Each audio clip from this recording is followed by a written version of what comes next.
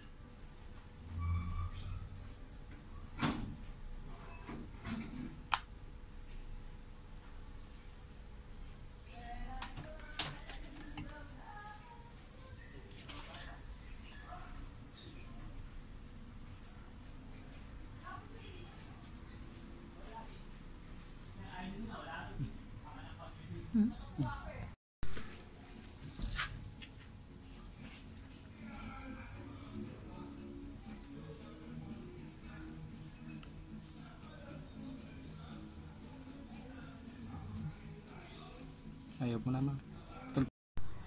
Yung mga sir, bali ito, nabuo ko na ulit yung yung panel gauge ng Toyota Hilux pickup. Bali, isalpa ko na lang ito dun sa dashboard para matest drive namin ni sir para malaman kung okay na rin yung Bali, nilinisan ko lang yung yung sa speed gear, speedometer gauge. Tapos may pinalitan din akong piyesa dito sa RPM. Yan.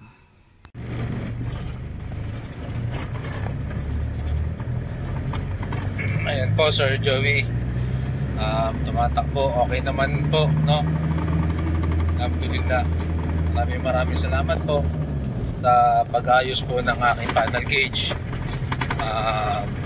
Mag-update pa po ako sa inyo regarding naman po doon sa floater. Continue on General Santos Avenue for 800 meters. Ayan po, maraming salamat po. Wala naman po sa pabalik namin dito sa Patagig, wala naman po naging problema, hindi naman po nagloko. Maraming salamat po. Ayan po, okay naman na po.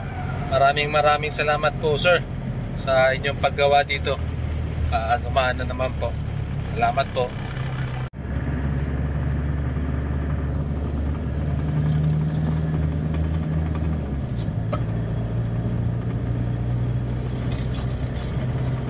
In 400 meters, turn left onto Paraiso. Okay naman po.